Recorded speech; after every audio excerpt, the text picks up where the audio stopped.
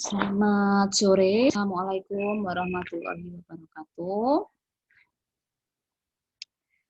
Bahasa Indonesia kelas sore, pertemuan ke-7. Nah, melanjutkan materi minggu lalu ya.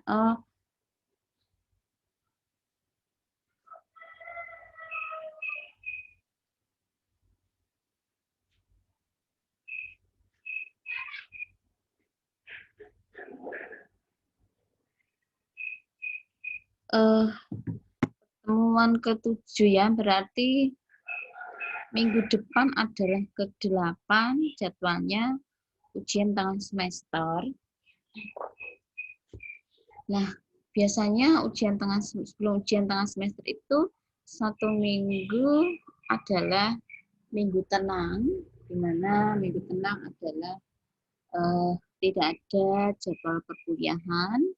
Nah, maka minggu depan itu libur ya, minggu tenang, bukan libur.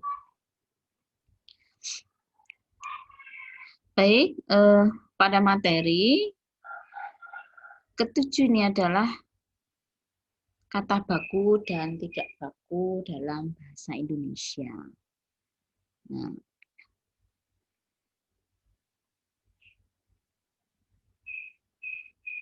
kata baku adalah kata yang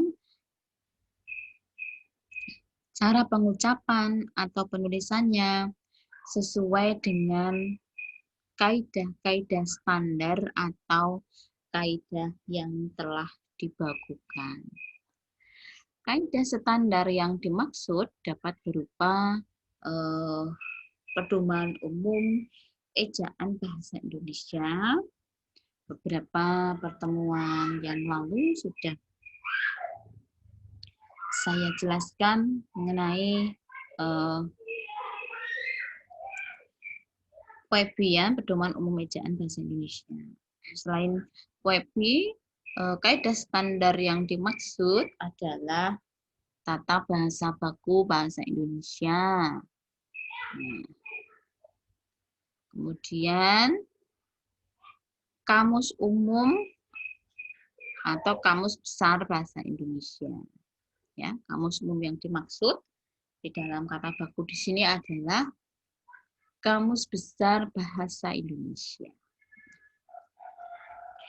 Kata yang tidak baku adalah berarti maknanya itu antonim dari kata baku ya.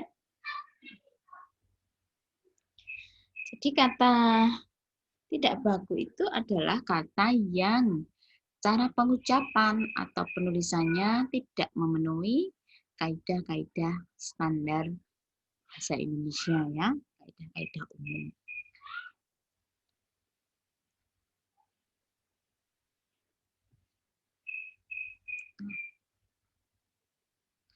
Fungsi kata baku.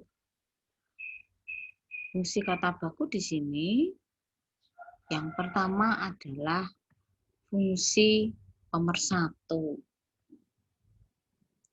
Fungsi pemersatu adalah pemakaian bahasa baku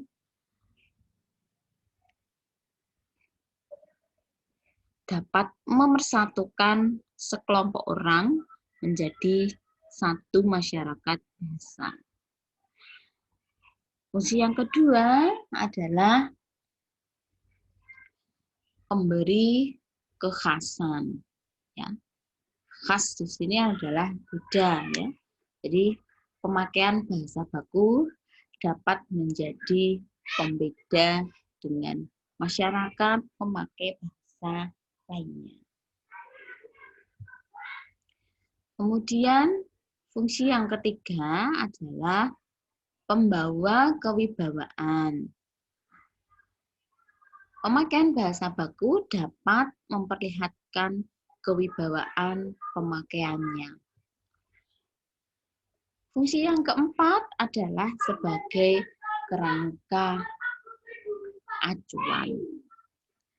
Bahasa baku menjadi tolok ukur bagi benar tidaknya pemakaian bahasa seseorang atau sekelompok orang. Ciri-ciri bahasa baku. Yang pertama, tidak dipengaruhi bahasa daerah.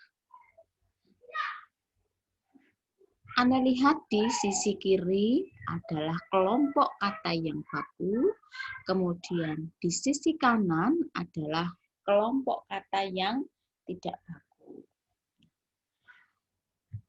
Kelompok kata baku, kita lihat di sini ada kata saya, mengapa, dilihat, bertemu.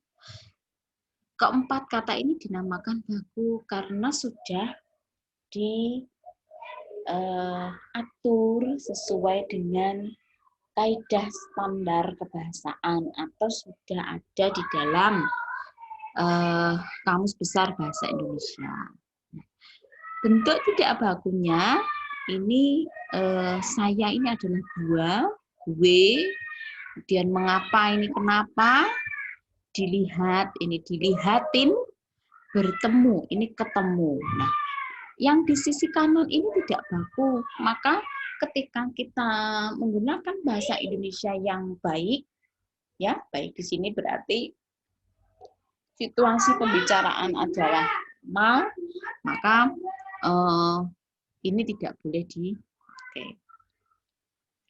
Kemudian yang kedua, ciri bahasa baku yang kedua adalah tidak dipengaruhi bahasa asing. Contoh yang ada di sisi kiri ini, kantor tempat saya bekerja. Nah, itu sudah benar ya. Kemudian yang kedua, sudah banyak sarjana. Itu benar. Kesempatan lain. Bentuk tidak bakunya, kantor di mana, dan sudah banyak sarjana-sarjana, itu adalah benar. Lain kesempatan. Ini tidak baku penulisannya ya, jadi tidak boleh dipakai lagi. Kemudian ciri yang ketiga adalah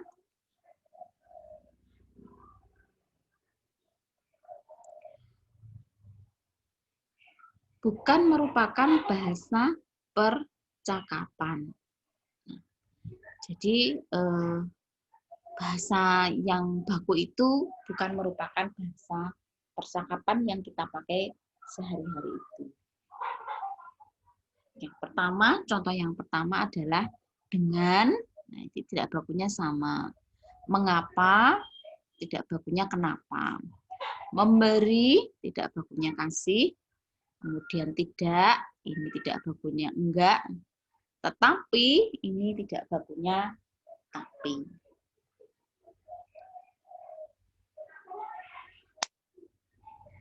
Ciri bahasa baku yang keempat adalah pemakaian imbuhan secara eksplisit. Contoh baku, ia bekerja keras. Kemudian contoh tidak bakunya, ia kerja keras. Tyson menyerang lawannya. Tyson serang lawannya. Kemudian ciri yang kelima adalah pemakaian yang sesuai dengan konteks kalimat. Nah, contoh baku adalah saya suka akan. Nah, tidak bakunya suka dengan. Kemudian bentuk bakunya disebabkan oleh. Tidak bakunya disebabkan karena. Bentuk bakunya lebih besar daripada. Tidak bakunya lebih besar dari. Ciri yang keenam adalah tidak terkontaminasi atau tidak rancu. Contohnya, ini yang baku dan di sebelah kanan ini tidak baku ya.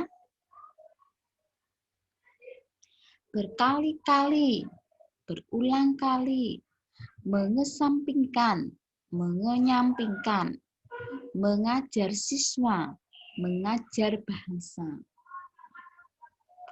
Kemudian ciri yang ketujuh ini adalah tidak mengandung arti pleonasme.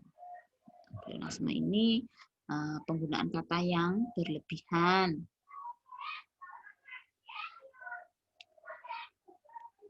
Langsung kita lihat pada contoh.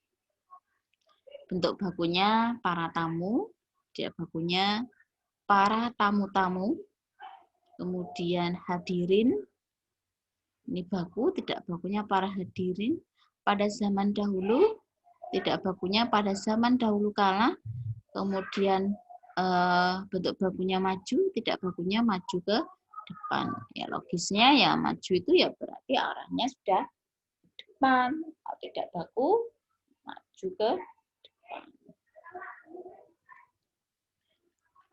Nah, selanjutnya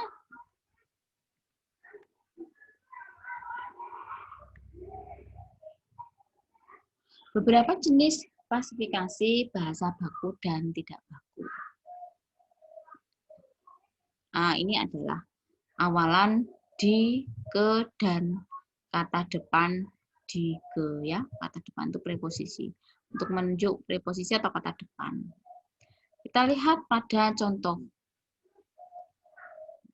Sebelah kiri ini adalah contoh yang salah, kemudian sebelah kanan ini adalah contoh penulisan yang benar.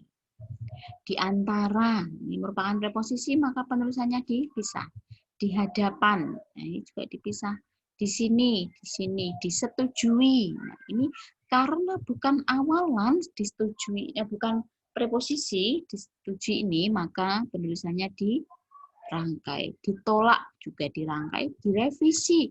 Direvisi ini juga dirangkai, ke atas ini dipisah, karena merupakan, ke-nya ini merupakan preposisi tadi ya.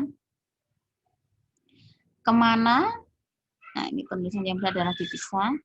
Kesana juga dipisah.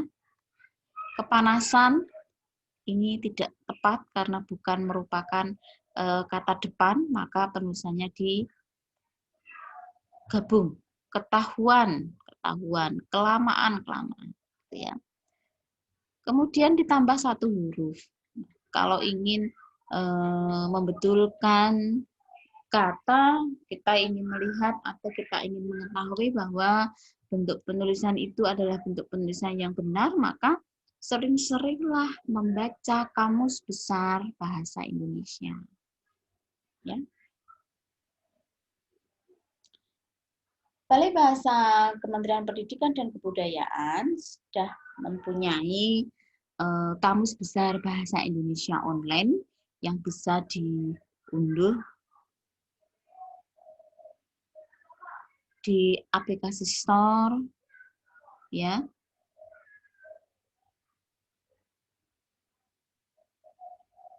Di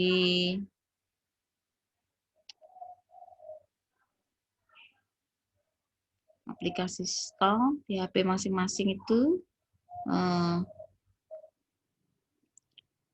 sudah ada ya, KBBI online, begitu nanti akan muncul. Nah, itu bisa Anda baca di setiap saat, setiap ada waktu yang senggang, silahkan nah.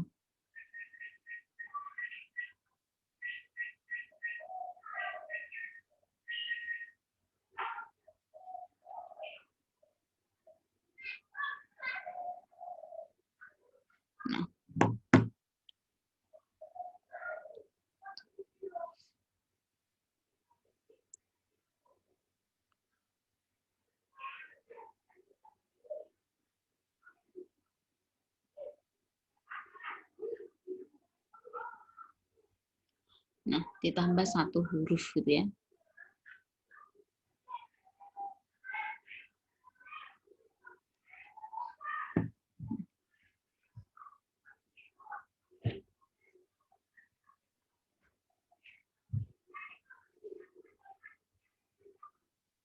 Misalnya kata di sebelah sini adalah kiri adalah bentuk penulisannya salah, kemudian di sebelah kanan ini bentuk penulisan yang benar. Hembus ini salah, yang benar adalah embus. Geladi ini langsung geladi. Himbau ini imbau. Kanker ini bukan kanker ya, kanker. Katolik bukan katolik. Kongres bukan kongres. Peduli bukan peduli. Silakan bukan silahkan. Standar bukan standar. Teologi bukan teologi. Beberapa contoh penulisan yang menambah huruf. Kemudian dikurangi 1 huruf.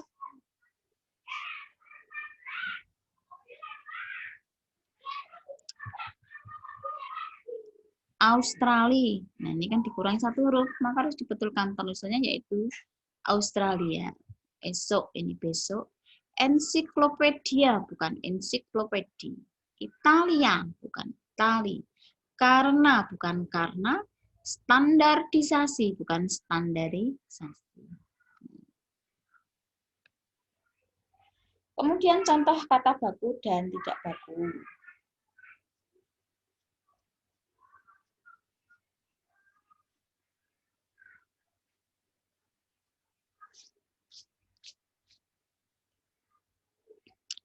Nah, tidak baku ini azan. Bakunya adalah azan. Kemudian tidak baku negosiasi, negosiasi. Pulpen, pulpen, ballpoint, nekat, nekat, bis, bus, otomotif, otomotif. Cabai, cabai, pasca, pasca. Tidak baku ya pasca. Maka ketika nanti menemui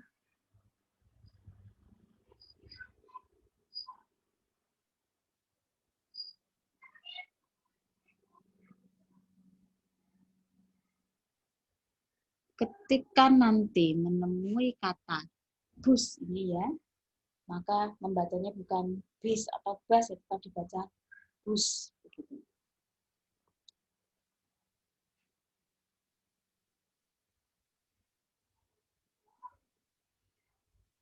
Jadi ini nanti ada di YouTube saya, silahkan nanti bisa dibaca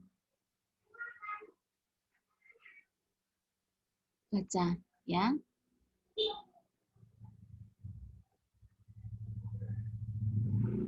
Kemudian akhiran is.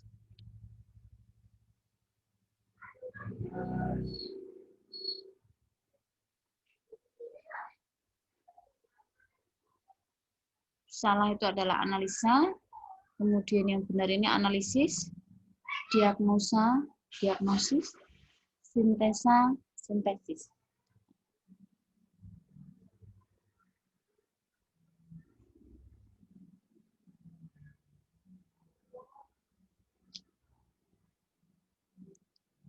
Kemudian akhiran it, is atau itas ya.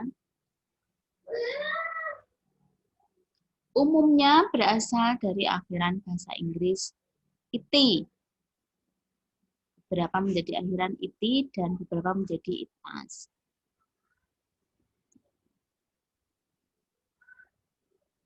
Ini contoh yang salah, komoditas. Yang benar ini komoditi, kemudian sekuritas, yang benar security. Kata yang penulisannya menggunakan as. Nah, ini contoh yang salah ini activity, aktivitas.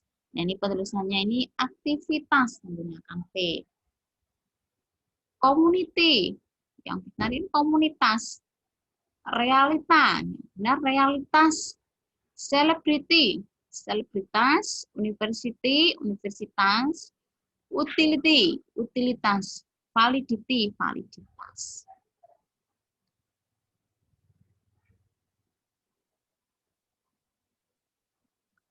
Kemudian kalimat. Nah, ini sudah masuk pada kalimat. Kita sudah mempelajari beberapa kata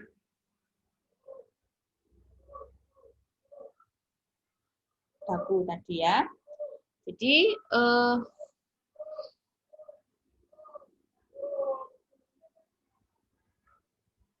kalimat. Kalimat merupakan suatu tuturan yang diawali dengan huruf kapital dan diakhiri dengan tanda baca titik, tanda baca tanya, atau tanda baca seru.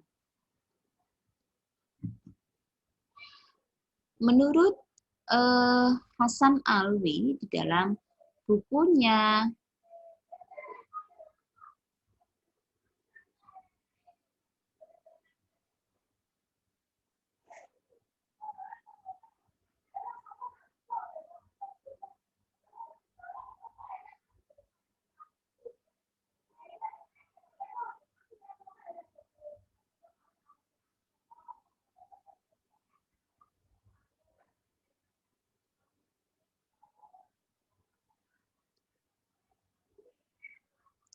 Di dalam bukunya, menurut Hasan Awi, pada tahun yang terbit pada tahun 2000, terletak di halaman 311, kalimat adalah satuan bahasa terkecil dalam wujud lisan atau tulisan yang mengungkapkan pikiran yang utuh. Ciri-ciri kalimat.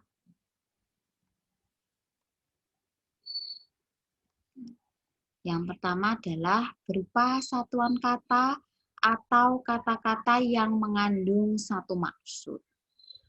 Kemudian yang kedua, berstruktur. Misalnya struktur kalimat ini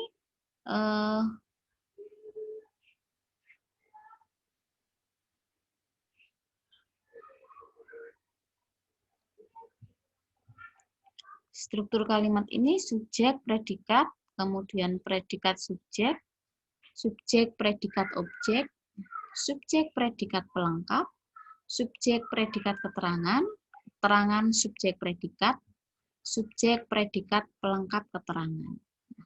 Dalam bentuknya yang paling sederhana, struktur kalimat tersebut dapat saja hanya terdiri atas predikat saja karena unsur subjeknya ini dilesatkan. Yang ketiga adalah dapat berdiri sendiri. Kemudian yang keempat, memiliki intonasi akhir. Contoh, ia pergi bersama kekasihnya.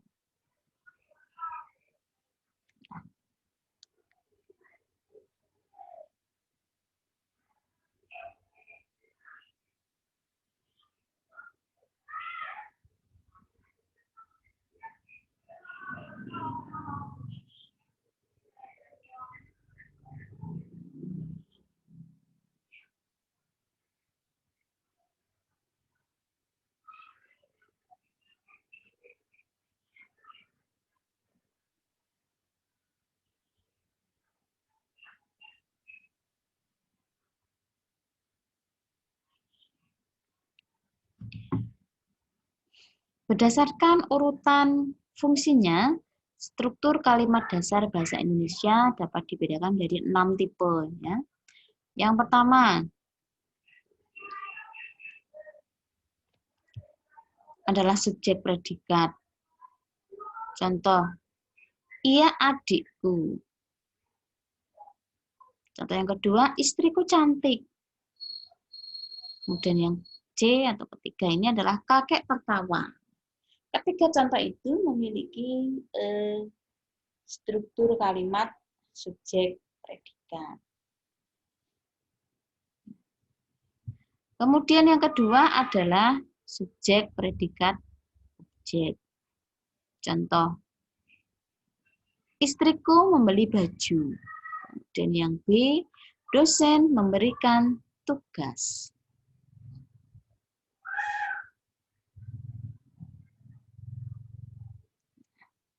Kemudian yang ketiga adalah struktur subjek predikat pelengkap. Contoh, mengajar merupakan tugas guru. Contoh yang kedua, istriku berbelanja kebutuhan di dapur. Kemudian yang pola yang keempat ada subjek predikat keterangan. Contoh, istriku melahirkan kemarin. Contoh yang kedua, kakek pergi ke Malaysia.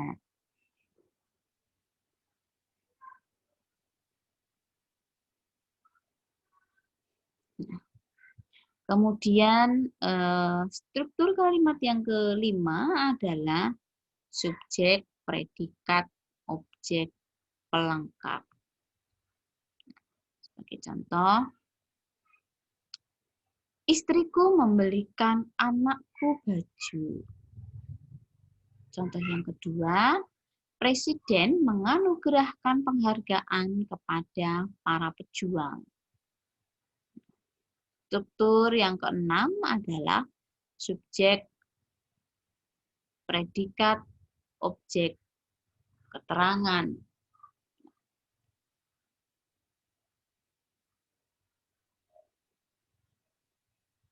Contoh, istriku membeli baju di butik.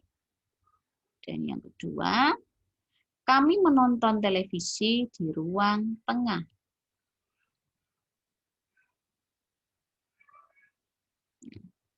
Kemudian,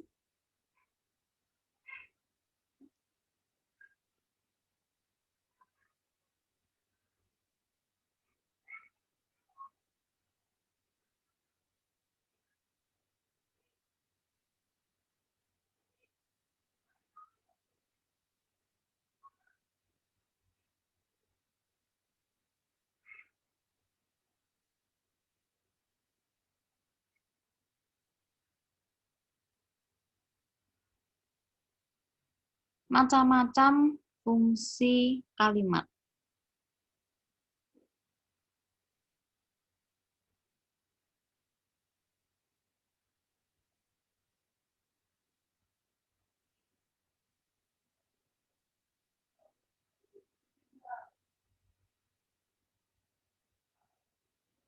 Nah, tadi sudah disebutkan struktur kalimat, ada subjek, predikat. Nah, sekarang kita mengenal fungsi kalimat.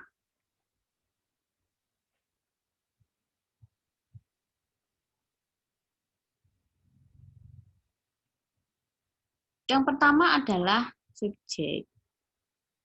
Subjek adalah bagian kalimat yang merupakan pokok kalimat. Nah, jadi subjek itu dibicarakan di dalam kalimat itu. Contoh yang pertama, temanku menjual kambing itu. Kemudian yang kedua, lelaki yang berbaju kuning itu sangat tampan. Kemudian yang ketiga, di toko itu barang antik berusia ratusan tahun tersebut dijual.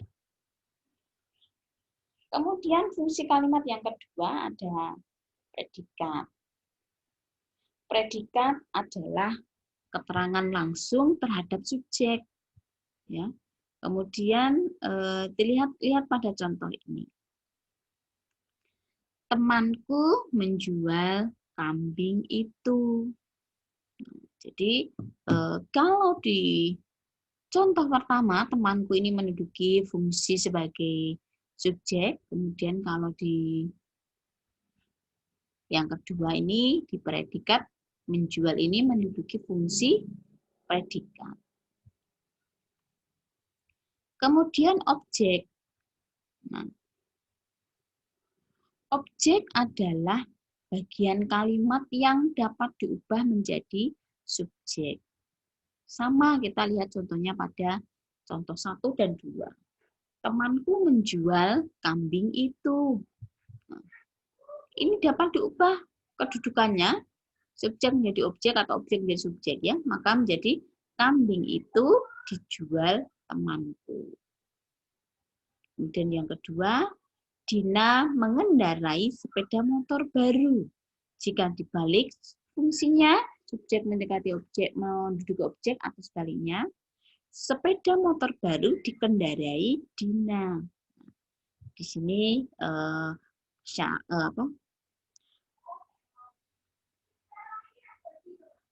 subjek dan objek ini bisa bertukar tempatnya atau fungsinya, kedudukannya maksud saya. Kemudian keterangan. Keterangan adalah bagian kalimat yang memberikan keterangan tambahan terhadap bagian lain.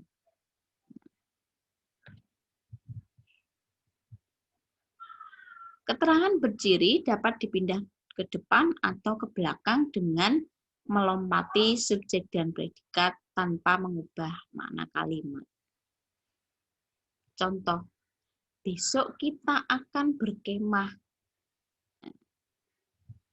Nah, ini kalimat A dapat diubah menjadi kita akan berkemah besok. Ini besok ini bisa maju ke, maksud saya ini berpindah. begitu. Kemudian yang kedua, Kania sakit perut karena terlalu banyak makan rujak. Kalimat B dapat diubah menjadi karena terlalu banyak makan rujak, Kania sakit perut. Kemudian yang C, walaupun sakit, Kania tetap masuk sekolah. Kalimat C dapat diubah menjadi Kania tetap masuk sekolah meskipun sakit. Kemudian pelengkap. Pelengkap adalah bagian kalimat yang terletak sesudah predikat, tetapi tidak memenuhi syarat sebagai objek maupun keterangan.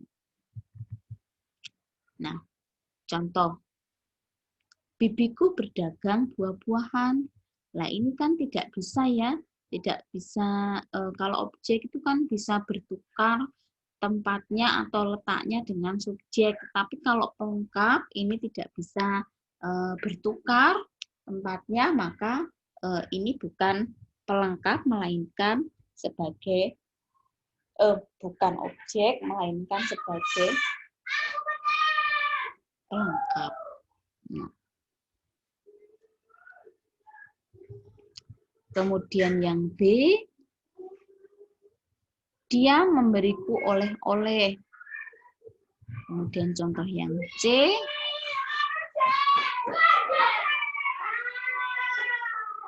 nelayan itu pandai memasak ikan. Di sini buah-buahan pada contoh ini, oleh-oleh, dan memasak ikan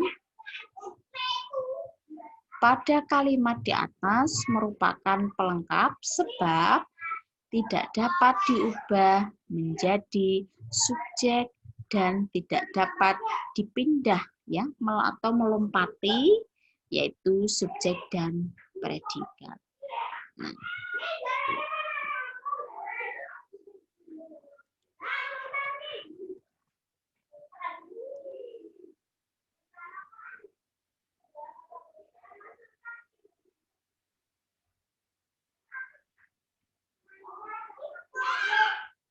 Nah, begitu definisi atau penjabaran tentang fungsi-fungsi kalimat.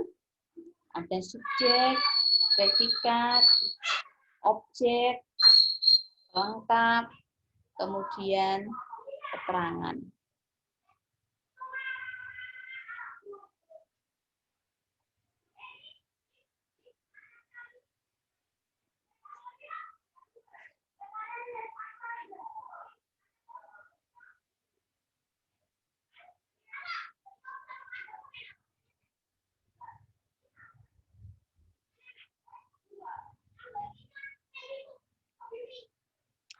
Sekarang jenis-jenis kalimat. Nah, jenis kalimat ini berdasarkan ciri-cirinya ada kalimat tunggal, kalimat majemuk,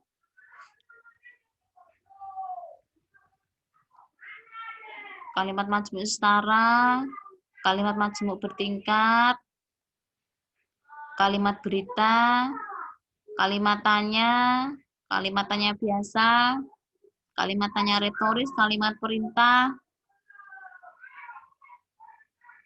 kalimat perintah biasa, kalimat perintah halus, kalimat permohonan, kalimat ajakan, kalimat larangan, kalimat perintah pembiaran, kalimat eksklamatif, kalimat seruan, kalimat lengkap, kalimat tak lengkap, kalimat minor, kalimat susun biasa. Nah, ini sebagai tugas untuk pertemuan sebelum UTS ini ya, pertemuan ke-7, silahkan tugas mahasiswa adalah membuat contoh kalimat ya dari jenis-jenis kalimat ini. Masing-masing kalimatnya satu saja. Gitu ya. Untuk pertemuan sore ini saya cukupkan. Nanti bisa dicek lagi di channel YouTube saya. Saya akhiri. Selamat sore. Assalamualaikum warahmatullahi wabarakatuh.